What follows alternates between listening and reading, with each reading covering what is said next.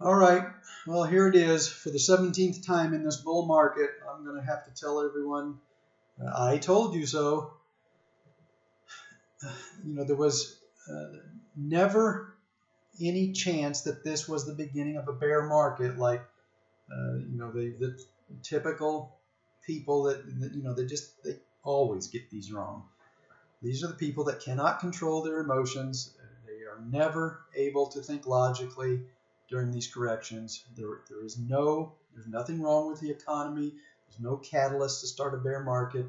This was a profit-taking event, granted a pretty severe one, but still just a profit-taking event. And it just looked worse than what it really was.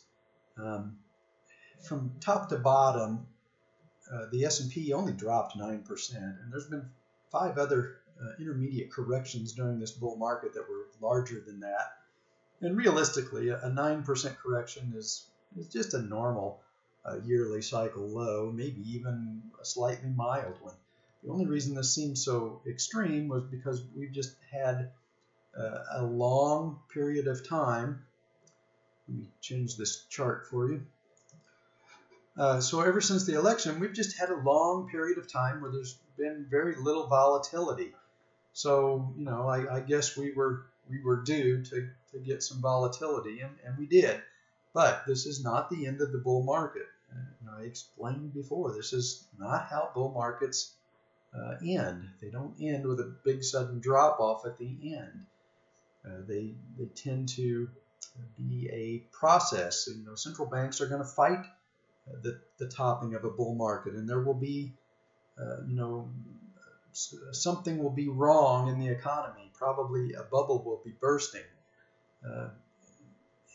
And typically a recession is caused by a spike in commodity prices, a spike in inflation. We just don't have that yet. We don't have the catalyst for a bear market to begin. So until we do, one of two things has to happen. Until we have a catalyst, then all we're going to get is profit-taking events, and then the bull market will resume, and the odds are very high that this was the bottom, and you can already see how violently this is reversing. I warned people this was going to be this way. This was going to be a huge bear trap. Everybody was going to get bearish. Not a very smart idea with the VIX at 50 this morning. You just don't want to get bearish when the VIX is at 50. You want to be bullish. You want to do the opposite of what your emotions are telling you to do. But without a catalyst, without a bubble bursting, or a big spike in inflation, there's no way for the economy to roll over into recession. And we don't have a big spike in inflation at the moment, and we don't have the conditions to signal a final bear market, or to signal that a bubble is popping. We just didn't really stretch that far above the moving averages. At this top, the Nasdaq was only 17% above the 200-day moving average.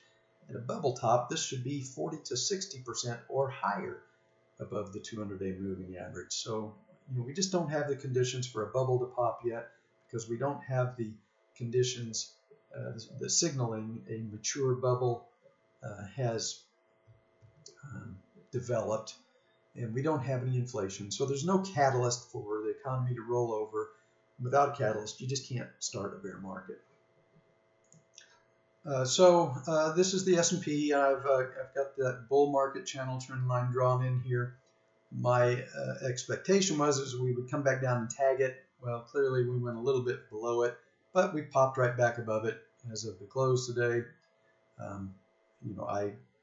I gave the buy signal for subscribers this morning. Anyone that wanted to add to positions, we started a second Quest trade right here on the opening. When this gap down on the open, I was pretty sure that was going to mark the bottom, and then we would get a reversal into the close, and that is exactly what has played out. So, we've had 17 ICLs during this bull market. At every single one of them, once the ICL is done, I've had to tell people, I told you so, I warned you this was happening, and this is the 17th one, and here we go again. I warned you yesterday when everybody was bearish that this was nothing more than a profit-taking event, move into a yearly cycle low, and the odds are very high that that has been completed today.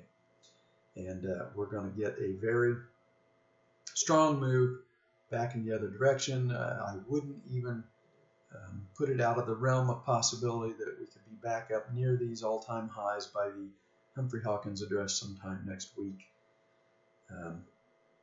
So, a major bear trap, and I'll say it again, 10,000 is going to be a piece of cake, 20,000 isn't going to be out of the question.